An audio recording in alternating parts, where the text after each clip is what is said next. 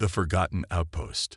The signal was faint, so faint that most automated monitoring systems had filtered it out as background radiation from a dying star.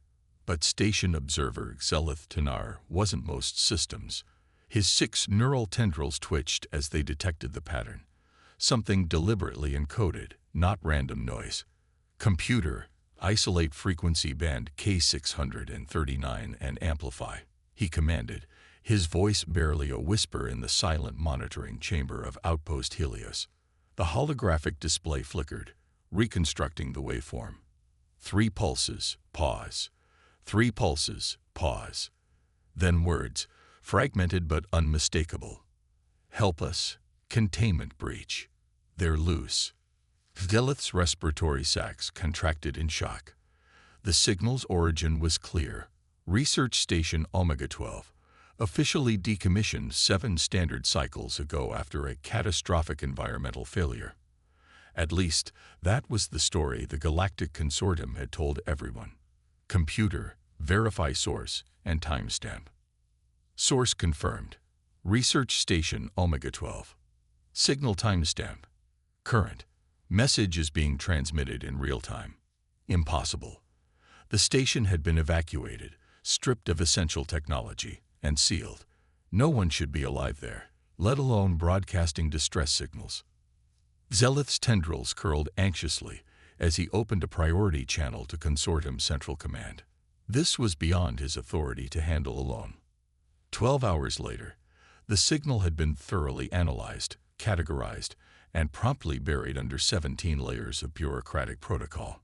The Consortium Security Council had convened briefly, classified the message as anomalous but non-threatening, and assigned it the lowest possible priority response status. We cannot justify deploying resources to a decommissioned facility based on what is likely automated system feedback, announced High Counselor Vex Mira to the small committee. Station Omega-12 was completely evacuated. If there is some residual power allowing old systems to activate, it is of scientific interest only. The matter was considered closed. The signal, though still transmitting, was effectively ignored, but not by everyone. In the outer reaches of Consortium space, where regulation enforcement grew sparse and the boundaries between authorized and unauthorized activities blurred, Captain Maya Chen of the independent vessel Tenacity listened to the signal with growing concern. "Play it again, Kano," she instructed her communications officer. Lieutenant Kano Ishikawa nodded, his fingers dancing across the haptic interface. The message played once more, the fear in the voice unmistakable even through the distortion. "Help us. They've escaped containment. Not what we were told. Please hurry." Maya's dark eyes narrowed. The Consortium's writing this off. Officially classified as low-priority anomalous communication, confirmed her XO, Commander Darius Wade. Tall and imposing, the former military man stood with rigid posture beside her captain's chair. "They're saying it's probably just a system malfunction." "Systems don't beg for help, Darius." Maya rose from her chair, walking to the main view screen that showed the distant stars. "Locate Omega-12 and plot a course." A tense silence fell over the bridge. "Captain," Darius said carefully, "Omega-12 is in a restricted zone. The Consortium has explicitly forbidden unauthorized vessels from approaching within 3 light years." Maya turned, a slight smile playing at the corners of her mouth. "When has that ever stopped us?" "It's not just the legal issues," interjected Dr. Eliza Santos, the ship's xenobiologist and medical officer. Omega-12 was a high-level research facility. The official report claimed environmental system failure, but there were rumors. "What kind of rumors?" Maya asked. Eliza hesitated. "The kind that make more sense if someone's sending distress signals 7 years after everyone supposedly left." The bridge crew exchanged glances. They were all human, all from Earth or its colonies, referred to throughout the galaxy as Deathworlders. Humans had evolved on a planet that the rest of the galactic community considered brutally dangerous. Higher gravity, extreme climate variations, aggressive fauna, and natural disasters that would devastate most other sentient species' homeworlds. As a result, humans were stronger, faster, and more durable than most galactic citizens, and often regarded with a mixture of fear, fascination, and suspicion. The consortium had integrated humans into their society, but kept them at arm's length, especially from sensitive research in military positions. The consortium's ignoring a cry for help. Maya said finally, "We're not going to do the same. Kano, send an acknowledgement on the same frequency. Let them know help is coming." "And if the consortium intercepts?" asked Darius. Maya's eyes hardened. "Then they'll have to explain why they're blocking a legitimate rescue mission." 3 days later, the Tenacity dropped out of FTL at the edge of the Omega system. The binary stars cast an eerie purple-orange glow across the bridge as the ship's sensors scanned the area. "No consortium vessels detected," reported Security Chief Jun Park from his station. "System appears clear." "Life signs?" Maya asked. Eliza studied her readouts with a frown. "The station's shielding is still partially active. It's blocking detailed scans, but I'm detecting erratic energy signatures consistent with environmental systems on emergency power." "The signal?" "Still transmitting," confirmed Kano. "But weaker now. Could be power issues." Maya nodded. "Take us in, Helm." Standard approach vector. As the Tenacity glided toward the station, a massive ring structure orbiting the system's third planet, the crew prepared for boarding. In the armory, Jun distributed standard exploration gear, environment suits, medical kits, and defensive weapons. "Stunners only," Maya instructed as she checked her suit seals. "We don't know what we're walking into, but we're here to rescue, not engage." "With respect, Captain," Jun countered, "if someone's been trapped there for 7 years, they might not be the only thing still alive. The consortium doesn't abandon high-level research facilities without reason." Maya considered this. "Fine. Lethal options as backup only." "And Jun?" She fixed him with a stern look. "That means actual backup. Not your usual shoot-first approach." The Korean security chief gave a slight bow that did nothing to hide his grin. "Of course, Captain. I'll be the model of restraint." The docking procedure was more complicated than anticipated. The station's automated systems were partially online but malfunctioning, requiring Kano to manually override the airlock protocols. "Something's not right," he muttered as they finally secured a connection. "These systems haven't degraded naturally. It's like someone's been maintaining some parts while deliberately sabotaging others."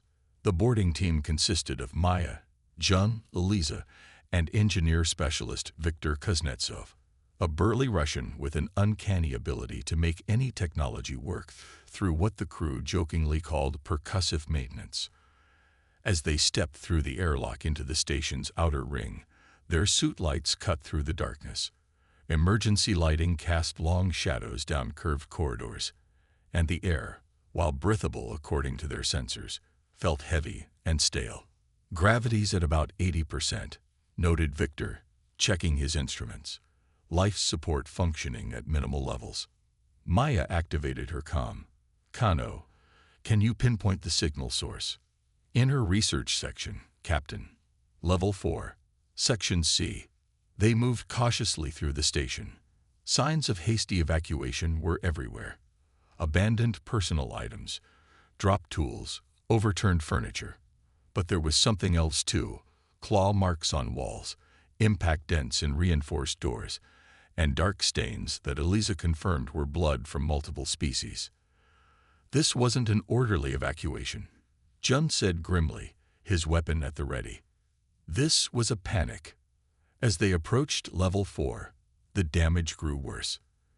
Entire sections of corridor were twisted and torn, as if something immensely strong had forced its way through.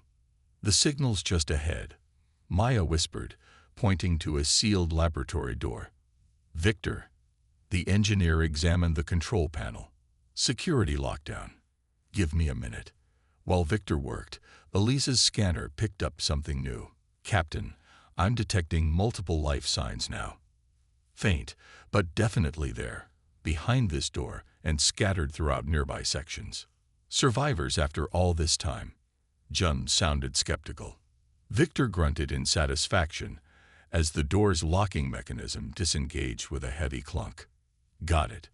The door slid open with a hydraulic hiss, revealing a large laboratory space filled with sophisticated equipment, much of it damaged but some still operational. Workstations lined the walls, and in the center stood a collection of transparent containment pods. 3 of them were occupied.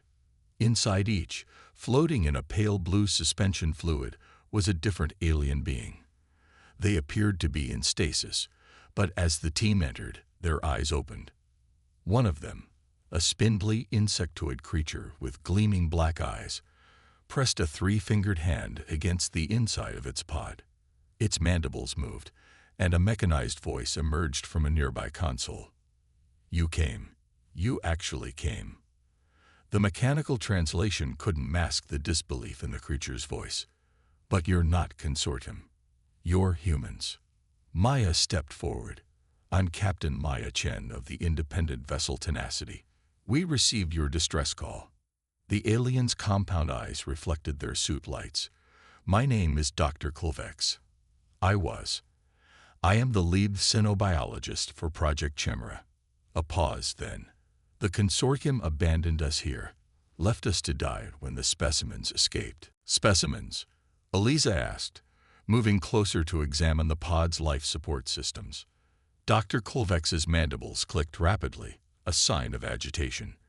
The project was supposed to be about adaptive evolution, studying how different species overcome environmental challenges. But that changed. They started experimenting with hybridization, forced adaptation. Jun scanned the room, his weapon still ready. "What escaped, Doctor?" The alien scientists trembled visibly. They called it the Apex Initiative, taking genetic material from the galaxy's most resilient species, including yours, and creating weapons. Biological weapons designed to survive anything. Maya felt a chill that had nothing to do with the station's temperature. "And these weapons escaped." "Not weapons," corrected the alien. "People. Sentient beings.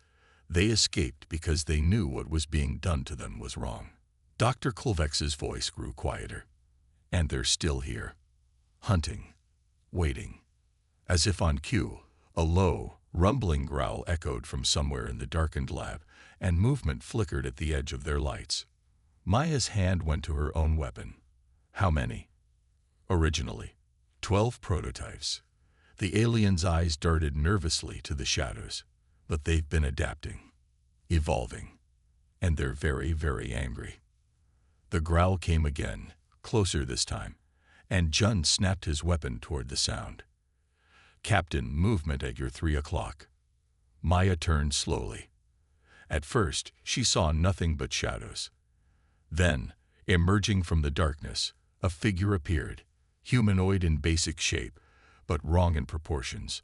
Its limbs were too long, its skin a patchwork of textures ranging from scales to chitinous plates. But its eyes were unmistakably human, filled with intelligence and cold fury. It spoke, its voice a harsh rasp that somehow carried the echoes of multiple species, more consortium scientists, more torturers. Maya kept her voice steady, her hands visible. "No, we're independent. Human. We came because of the distress signal." The creature tilted its head, studying her with those 2 human eyes. "Humans," it repeated. "They used your genetics too. Said your adaptability was remarkable." From other corners of the lab, more figures emerged, each different, each a unique horror of hybridization, yet all bearing that same look of sentient awareness. "Captain," Jun whispered, "we are severely outnumbered." Maya made a subtle gesture for him to stand down. To the hybrid beings, she said, "We didn't know about this place, about what was done to you.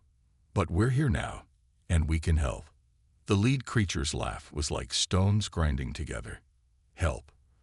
The last help we received was being left to die when we refused to be weapons." "Then let us get you out," Maya offered. "All of you, including the scientists. The galaxy should know what happened here.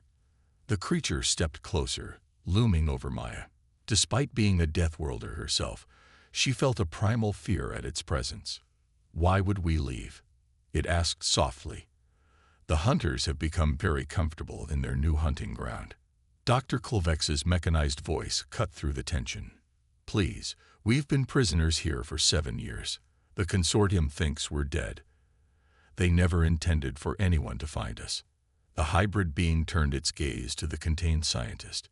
"You created us to be perfect adapters, perfect survivors. And now we are." Maya saw her chance. "But surviving isn't living. You've proven your point. You've outlasted them, outsmarted them. Now it's time to show them what you've truly become." The creature's eyes narrowed. "And what is that, human?" "Something they never expected," Maya replied steadily. "Something with a choice." For a long moment, silence filled the lab. Then the creature stepped back, gesturing to its fellows who melted into the shadows. "We will consider your words. Release the scientists if you wish. They are no use to us anymore. But know this, if you betray us, if this is some consortium trick, it didn't finish the threat. It didn't need to." As the hybrid beings retreated into the darkness of the station, Maya turned to her crew. "Get these pods ready for transport. Victor, see if you can download the research data. We need to know exactly what we're dealing with." Dr. Klevex pressed against the glass again. "Captain, you don't understand. It's not just about what was done to them. It's about why." "Why what?" asked Eliza as she examined the pod's release mechanism. The alien scientist's compound eyes reflected a deep fear. Why the consortium wanted to create them in the first place. There's something coming, something they've known about for decades, something they needed weapons for. "What's coming?" Maya demanded. Before the scientist could answer, the station's alarms suddenly blared to life, and Kano's urgent voice came through their comms. "What lurks in the dark? Consortium vessel righteous judgment to unidentified ship. You are in violation of restricted space. Power down your engines and prepare to be boarded." The transmission resonated through the Tenacity's bridge, the speaker's voice carrying the distinctive reverberating tones of a Thraxian officer.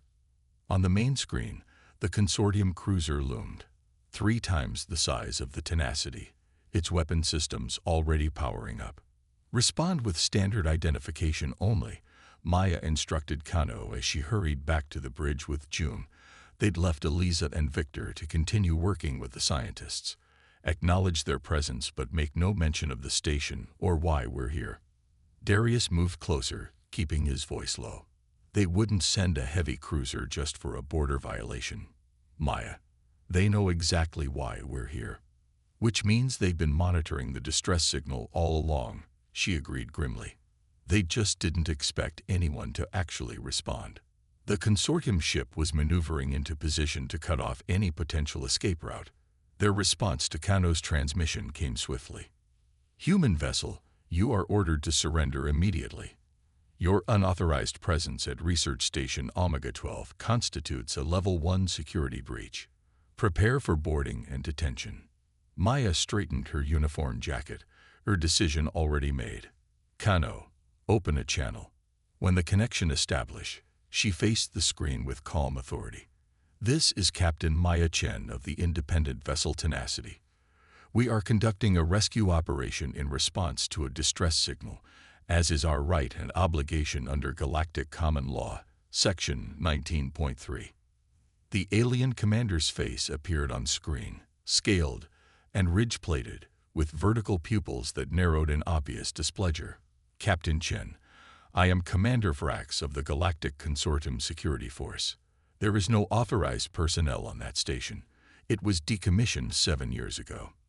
"Then perhaps you can explain why we found survivors sending distress signals," Maya countered, "including consortium scientists who claimed they were deliberately abandoned." A flicker of something, surprise, concern, crossed the commander's alien features before his expression hardened again. "You will power down your systems and surrender all information obtained from the station. This matter concerns consortium security at the highest levels. Maya leaned forward. Commander, we have rescued living beings who were left to die. Under galactic law, that obligates us to provide them with medical care and safe passage to the nearest appropriate facility. Those beings are consortium property, the commander snapped, then immediately seemed to regret his choice of words. The bridge crew exchanged shocked glances. Maya's eyes narrowed dangerously. Property. Commander, I believe the consortium was a signatory to the Sentient Rights Accord of 2197, or has that policy changed? Before Vrax could respond, an alert sounded from Jun's security station. Captain, the station's defensive systems are activating, he reported, surprise evident in his voice. Someone's bringing weapons online, and they're not targeting us. On the view screen, Commander Vrax was suddenly distracted by reports from his own crew. The consortium vessel began to shift position. What's happening? Maya demanded. Jun's fingers flew across his console. The hybrids, they're accessing station systems. They've established control of defense protocols, and wait, they're accessing communications. The main screen split, and alongside the consortium commander's increasingly alarmed face appeared a new figure, the hybrid leader they'd encountered in the lab. Up close on the screen, the patchwork nature of its modified genetics was even more apparent and disturbing. Consortium vessel, it spoke, its voice stronger now, almost musical in its menace. We remember you. 7 years ago, your kind gave the order to purge this station, to eliminate all evidence of your crimes. Commander Vrax's composure shattered. This channel is unauthorized. You will cease. We will not cease, the hybrid interrupted. For 7 years, we have survived your attempt to murder us. We have evolved beyond your control. And now, witnesses have come. It gestured toward the tenacity. The truth can no longer be contained. Maya seized the opportunity. Commander Vrax, I suggest we discuss this situation diplomatically. If what these beings say is true, it cannot be discussed at all. The Thraxian hissed. This research was classified at the highest level. The Directorate itself authorized the containment protocols. Containment protocols? Maya repeated coldly. Is that what you call abandoning your own scientists and attempting to murder sentient beings? The hybrid's expression was unnervingly satisfied. The humans understand, Commander. Perhaps because their own history taught them the cost of treating living beings as weapons. Jun's urgent voice cut through the tension. Captain, the consortium vessel is charging weapons. Maya's decision was immediate. Shields up, evasive pattern Delta. The tenacity lurched as it veered away from the station, barely avoiding the first energy blast from the consortium cruiser. Maya gripped her captain's chair. Target their weapon systems only, she ordered. And get Eliza and Victor back here now. On the split screen, the hybrid leader watched with interest as the ships engaged in battle. Then it spoke again, addressing Maya specifically. Captain Chen, we offer you sanctuary within the station's shields. We control the defenses now. And why would you help us? Maya asked, even as the ship shuddered under another impact. The hybrid's 2 human eyes blinked slowly. Because you came when no one else would. And because you did not see us as monsters. Below in the laboratory, Eliza and Victor worked frantically to prepare the alien scientists for transport. 2 of the stasis pods had been successfully disconnected from station systems, but Dr. Kolvex's pod was proving more complicated. The integration is deeper with this one, Victor muttered, examining the connections. It's almost like the station doesn't want to let go. Eliza's scanner beeped insistently. Victor, I'm picking up multiple approaching life signs, different from the hybrids we saw earlier. The engineer glanced up, his hand still working the pod systems. Friendly. I doubt it, she replied, drawing her stunner. The biosignatures are unstable. As if summoned by her words, the laboratory door hissed open. What entered wasn't the relatively humanoid hybrids they'd encountered earlier, but something far less recognizable. Writhing masses of tentacles and chitin, multi-limbed, and glistening with an oily substance that steamed slightly in the cool air. Dr. Klovex clicked rapidly in panic. Early prototypes, the translation system conveyed. Failed experiments. They were supposed to be terminated. The creatures moved with surprising coordination, surrounding the humans and the pods. One extruded a limb toward Elisa's scanner, curious rather than immediately hostile. Victor continued working, keeping his movements slow and deliberate, so the consortium couldn't even clean up their failures properly. Sloppy. The largest of the prototypes made a gurgling sound that the translation system struggled with. Not failed, adapted differently. Elisa lowered her weapon slightly. They're still sentient. And the later versions left them behind, Victor realized, just like the consortium left the scientists. Their communicators crackled to life with Maya's voice. Elisa, Victor, status. We need you back now. The consortium's attacking. Before either could respond, the prototype creatures moved with sudden purpose. 3 of them surrounded Dr. Kolvex's pod, secreting some kind of enzyme that began dissolving the remaining connections.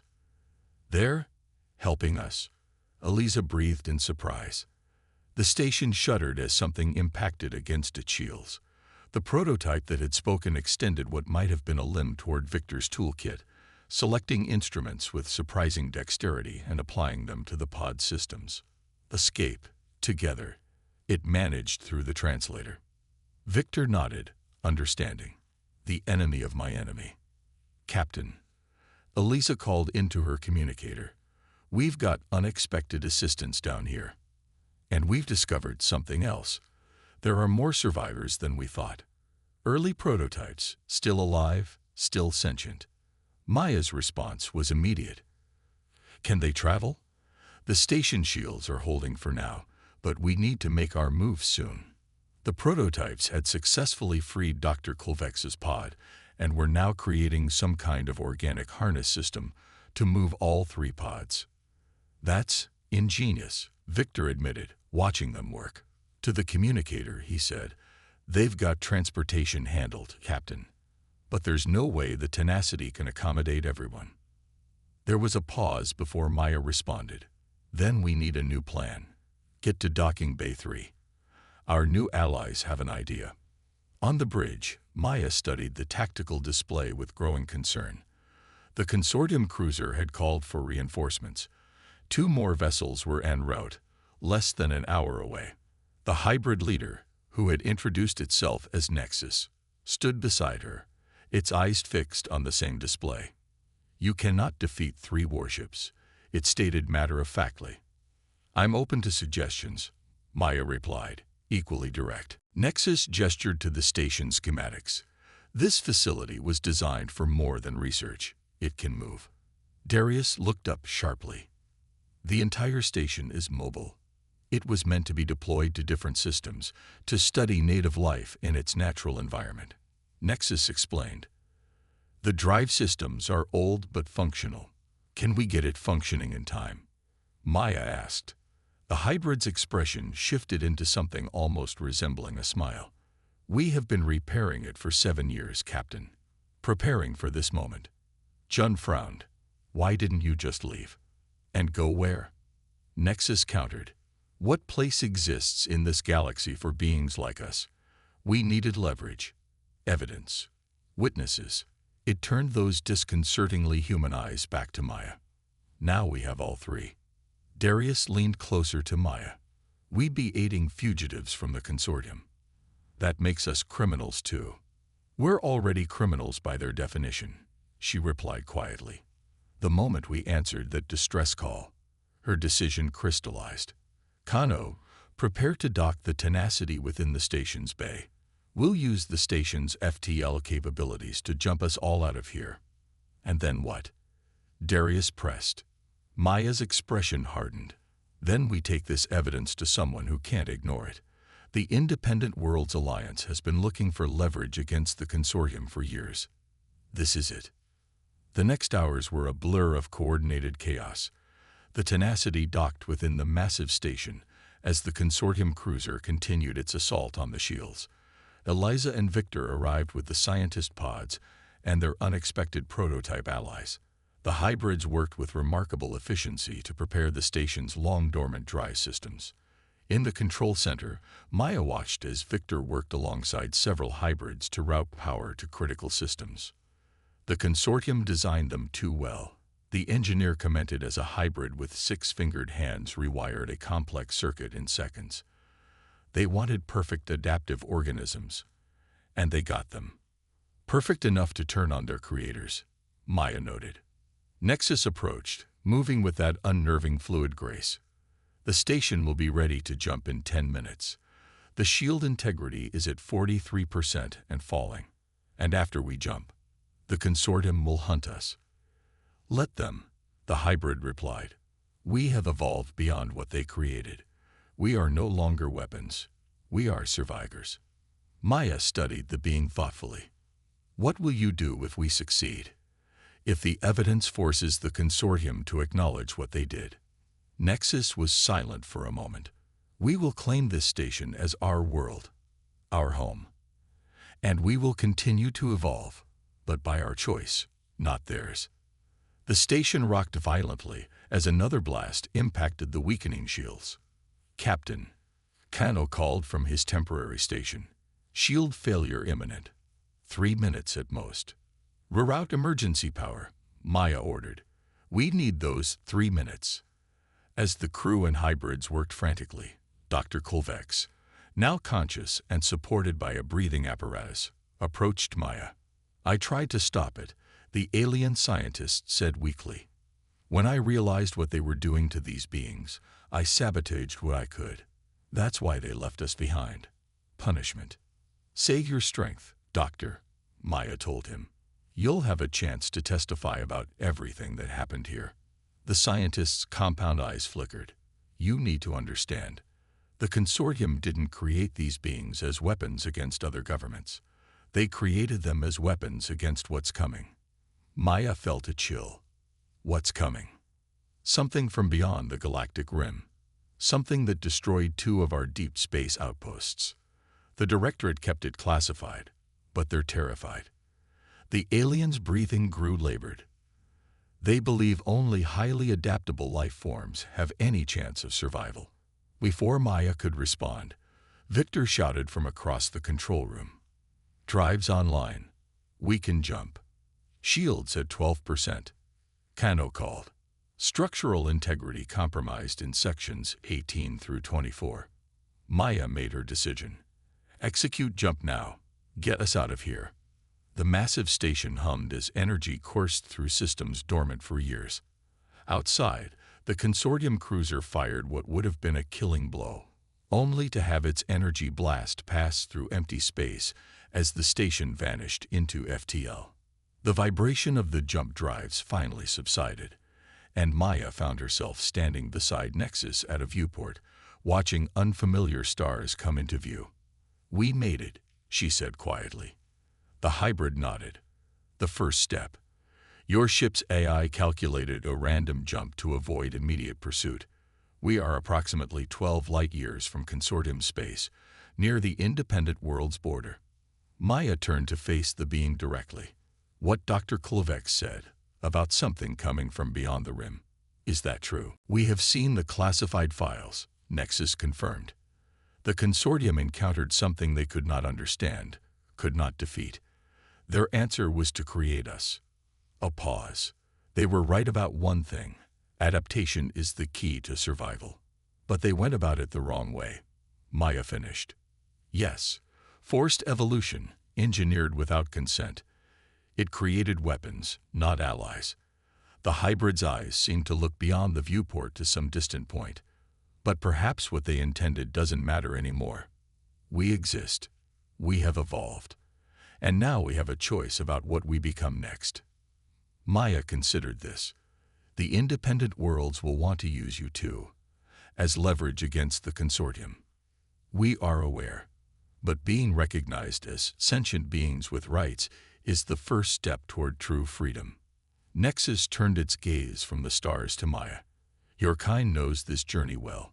Humans were also feared, restricted, used for their abilities. Deathworlders, Maya acknowledged with a slight smile. Too dangerous to be trusted fully. And yet here you are, captaining your own ship, making your own choices. The hybrid's features shifted in what might have been an attempt at a smile. Perhaps that is why you answered our call when no one else would. You recognized something in our plea. The ship's communicator interrupted them. Captain, we're receiving transmissions from Independent Worlds Border Patrol. They've detected us and are requesting identification. Maya exchanged a glance with Nexus. This is where it begins. The hybrid nodded. The hunt has changed.